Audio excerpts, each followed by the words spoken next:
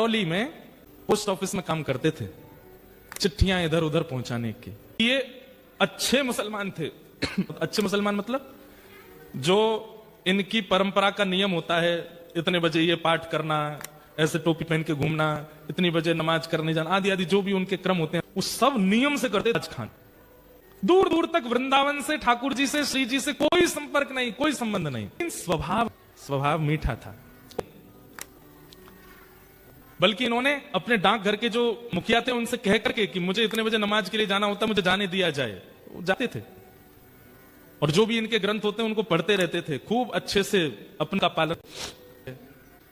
तो जैसे ही ये मदन मोहन जी के गोस्वामी जी की चिट्ठी लेकर के जैसे ही सीढ़ी चढ़ने लगे ऊपर, तो द्वारपाल ने इनको वहीं रोक दिया। बोले क्या बात है, क्यों चढ़े आ रहे हो ऊपर? बोले अरे भैया हम डाकघर से आए हैं, चिट्ठी है, गोसाई जी की चिट्ठी देने आए हैं। बोले आप यहीं रुक जाओ, हम गोसाई जी को बुला के ला रहे हैं, भीतर मत आना। हाँ नहीं आ रहे, हमको भी कोई नारायण कहीं खड़े हैं, बुला दो। अब वो द्वारपाल भीतर गया, पीछे जाकर के जाने ऐसी कोई क्या व्यवस्था उसको लगी, वो वहीं व्यस्त हो गया उसको करने में, गोसाई जी को बुलाना ही भूल गया। अबे बाहर खड़े खड़े प्रतीक्षा, थोड़ी देर प्रतीक्षा करने के बाद इन्होंने द्वार खोला, मंदिर का मुख्य द्वार बाहर वाला खोला। खोल करके भीतर प्रवेश कर गए। डर तो रहे थे कुछ हो नहीं जाए, इधर उधर देखा, गोसाई जी, अरे भैया द्वारपाल कहां हो, चिट्ठी हम लेके खड़े हैं, ले तो जाओ। उत्तर नहीं देवे। तभी इन्होंने देखा कि हवा के भाव से एक खिड़की कभी बंद होती है, खुलती है। तो इन्होंने सोचा अंदर बोल के देख लेता हूं, इसके अंदर झांक के बोल देता हूं, कोई होगा तो आ जाएगा। ये जैसे ही गए, खिड़की खुल रही थी, बंद हो रही थी, खुल रही थी, बंद हो रही थी। जैसे ही इन्होंने वहां अंदर झांक करके भीतर गोसाई जी बोला ही और नेत्र खोल करके देखा, तो सामने मंदिर में श्री मदन मोहन जी का इनको दर्शन हुआ। त्रिभंग ललित ठाकुर जी खड़े हैं और मंद मंद नेत्रों से, वैसे तो मूर्तिमंत ठाकुर जी ऐसे ही रहे, लेकिन जैसे ही इन्होंने भीतर झांका तो ठाकुर जी को देख करके अपने नेत्र मटकाने लगे, ऐसे ऐसे करने लगे और बार बार ऐसे पलक झपकाने लगे। ये देख करके ये तो वहीं धड़ाम से गिर पड़े। तो इनके मन में वही भाव चले, ये कौन था? कमल जैसे कटाक्ष, ऐसी सांवली सूरत, ऐसे टेढ़ा सा ये पैर, ऐसे ये हाथ, ये पीतांबरी पहन, मुख पे वंशी धरे, ये कौन है? ये इन्होंने जैसे तैसे अपने आप को उठाया, जैसे ही पुनः चढ़ने लगे, इतने में ही द्वारपाल आ गया। ए, तुमको मना किया था भीतर मत आना, तुम भीतर घुसे चले आए। भैया तेरे हाथ जोड़, एक बार देखने दे, मैं चला जाऊंगा, मैं मेरे को नहीं आऊंगा, दोबारा नहीं आऊंगा, एक बार देखने। बोल बिल्कुल नहीं, निकलो यहां से बाहर। जैसे किसी प्यासे को 2 बूंद पानी पिला करके पानी दूर कर लिया जाए, वो स्थिति हो गई।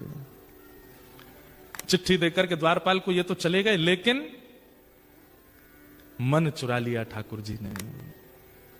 मेरो मन गिरधर छवि पे अटक्यो।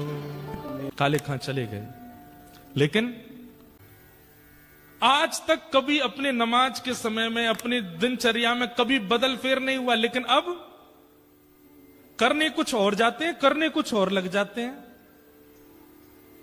स्थिति आपे से बाहर चली गई। अब तो ये मदन मोहन जी के मंदिर की जो सीढ़ियां थी, वहां से जब निकलते तो नीचे से देखते रहते, कब बुलाएंगे मुझे, कब स्वीकार करेंगे मुझे, कब दर्शन देंगे मुझे।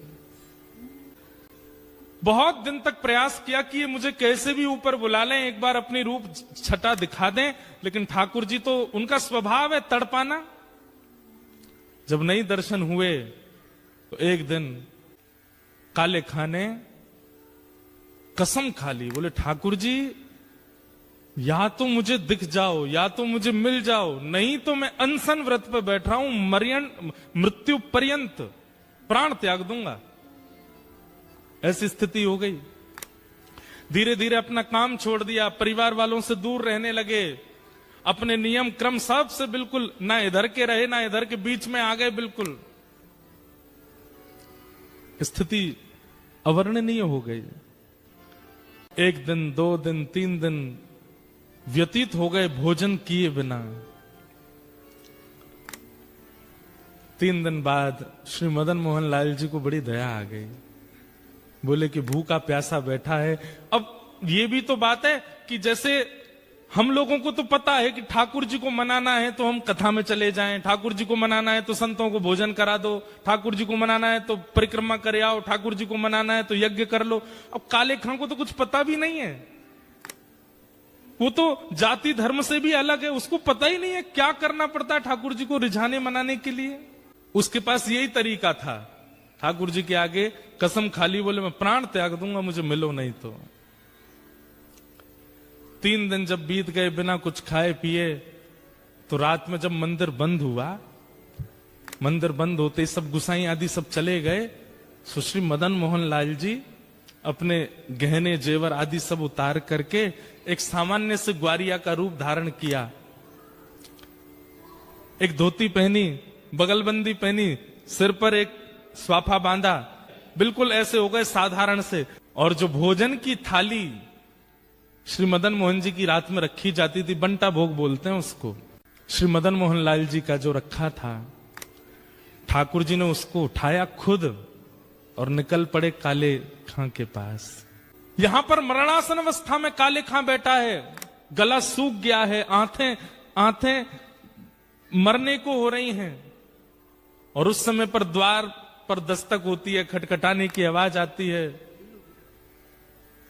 काले खां जैसे तैसे खिसक करके जाता है, जैसे ही द्वार खोलता है तभी सामने देखता है एक नन्हा सा कुमार बालक, आयु होगी 8-9 वर्ष की, सिर पर स्वाफा बांध करके और ऐसे कमर पर अपने थाली लेकर के और दूसरे कमर पर हाथ धर के द्वार पे आके खड़े हो गए और आकर के बोले, तुम्हारा नाम काले खां है? काले खां बोले, हाँ भैया मेरा नाम काले खां है, पर तुम कौन हो? और ये इतने सुंदर हो, इतने प्यारे हो, तुम्हारी मैया नहीं है, तुम्हारे पिताजी नहीं है जो आधी रात में तुमको अकेला छोड़ दिया? अरे हम देखने में छोटे लगते हैं, वास्तव में तो श्री मदन मोहन जी मंदिर के हम टहलुआ हैं, रात भर चौकीदारी करते हैं। डोल डोल टहलुआ कहते हैं जो टहल टहल करके रखवाली करे। कई लोग होते हैं ना, उम्र तो बड़ी होती है दिखने में, वही है हमारा भी, उम्र तो हमारी बहुत है। कितनी उम्र होगी? बोले गिन नहीं पाओगे, 2-3 हजार साल के तो हैं हम। तो काले खां बोला मजाक कर रहा है भाई, छोटा बालक है, बड़ी बड़ी बात कर रहा है। बोल दो मदन मोहन जी ने प्रसाद भेजा है, जी मंदिर के हम टहलुआ हैं, रात भर चौकीदारी करते हैं। अच्छा भैया मदन मोहन जी मंदिर से आए? बोले हाँ। क्यों आए? बोले को वहां के जो गोस्वामी जी है ना, पता नहीं उनके मन में क्या बात आई, मेरे को आकर के थाल पकड़ा दी और बोले जाओ जाकर के काले खां को प्रसाद दे आओ। बोल दो मदन मोहन जी ने प्रसाद भेजा है।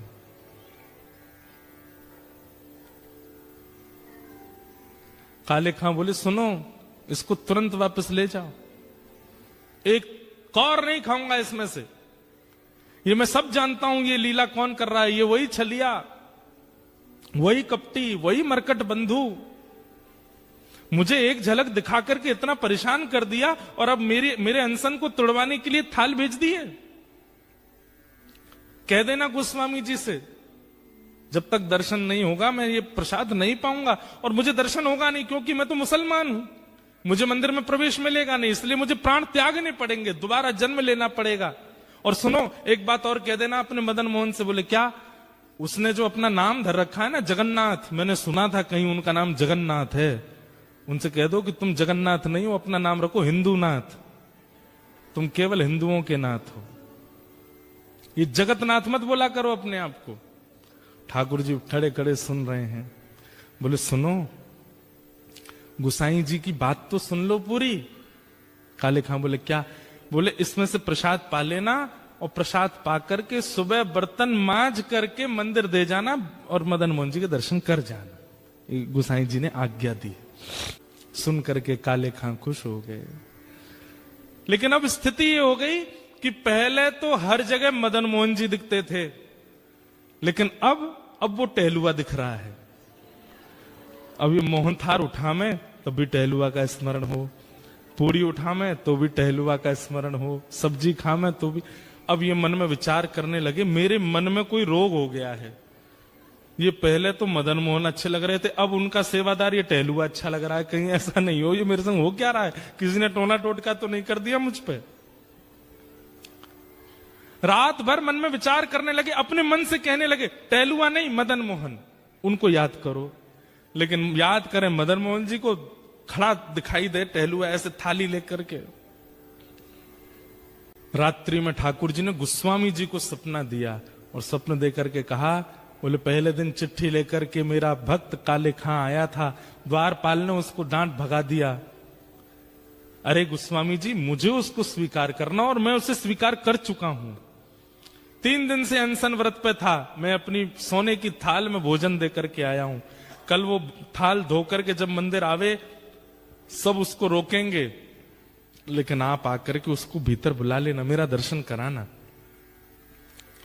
गोस्वामी जी बोले, नाथ आपकी कैसी कृपा, आप जिसको स्वीकार कर लेते हैं फिर कुछ विचार नहीं करते। रात भर भोजन तो कर नहीं पाए, वो यही सोचने लगे टहलुआ टहलुआ, अरे नहीं नहीं मदन मोहन मदन मोहन मदन मोहन मदन मोहन, नहीं टहलुआ टहलुआ टहलुआ। मदन मोहन जी अब टहलुआ के रूप में उसको दिखने लगे, वो वहीं प्रेम होने लगा। सुबह उठ करके सारी सामग्री साफ करी, पूरी थाली साफ करके बोला, भैया गलती हो गई, मेरे तो मन को कोई रोग हो गया है, मैं जाके गोस्वामी जी को थाल दे दूंगा, बोल दूंगा मदन मोहन जी नहीं चाहिए, अपना टहलुआ दे दो, मैं तो उसी को दिखता रहूंगा। यहां पर गोस्वामी जी सुबह सुबह आए, आते ही उन्होंने देखा कि मेरा स्वप्न सच है कि नहीं। तो मंदिर में प्रवेश करते सबसे पहले ठाकुर जी के भोग का थाल देखा, तो थाल वहां नहीं था। ये देखते ही गोस्वामी जी तो रोने लगे, हे कृपालनाथ, ये कैसी कृपा, बड़े बड़े यज्ञाचार्यों को आपने स्वीकार नहीं किया, बड़े बड़े नाम जापकों को स्वीकार नहीं किया, बड़े बड़े भक्त जो दिन रात आपकी सेवा में लगे रहते हैं उनमें आपको कोई भाव नहीं दिखा, और एक मुसलमान, एक काले खान, दूर दूर तक जिसने भजन नहीं किया, उसके पीछे अपनी सोने की थाली दिया है रात में। जय हो आपकी। गोस्वामी जी प्रतीक्षा कर रहे हैं कब आएगा काले खान, लेकिन काले खान को तो अब गिल्ट फील हो रहा है भीतर से कि पहले प्रेमी कोई और था, अब प्रेमी कोई और हो गया है, अब तो मुझे टहलुआ चाहिए, अब तो मदन मोहन जी नहीं चाहिए। मंदिर द्वार पर जैसे ही पहुंचा, द्वारपाल से बोला, सुनो ये थाली भीतर गोसाई जी को दे आओ। थाली तेरे पास कैसे आई? बोले कि उनको बोल देना रात में उन्होंने भिजवाई थी मेरे लिए टहलुआ के द्वारा। बोले कौन टहलुआ? अरे जो रात में मंदिर में रहता। बोले मैं ही तो रहता हूं रात में मंदिर में, मैं ही टहलुआ हूं यहाँ। बोले तुम नहीं, उस सुंदर वाला टहलुआ। बोले अच्छा तो मैं कुरूप हूं?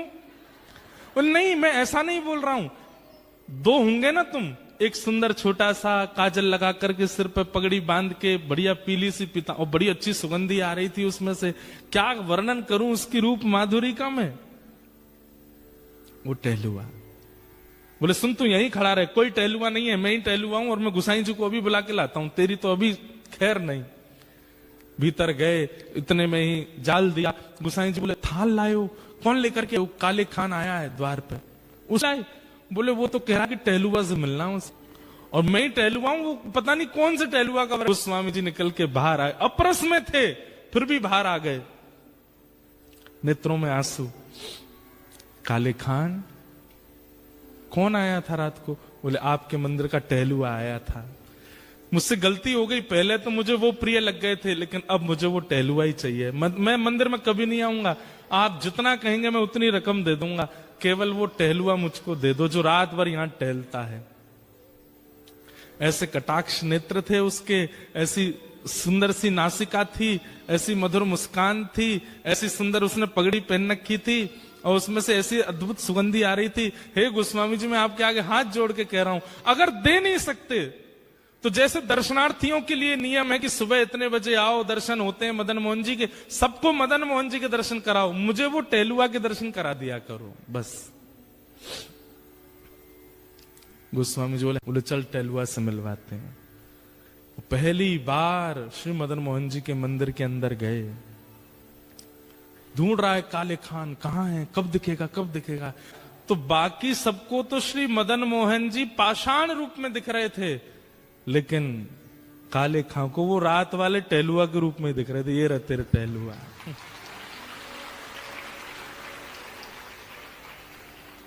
नेत्र सजल हो गए, वो सजल होकर के बस उसी दिन मदन मोहन जी के श्री चरणों को प्रणाम किया। बोले स्वयं ठाकुर जी टहलुआ बन के आए मेरे घर पे, इतना श्रम किया और जीवन भर के लिए श्री मदन मोहन जी के दास बन गए। कौन? काले खां।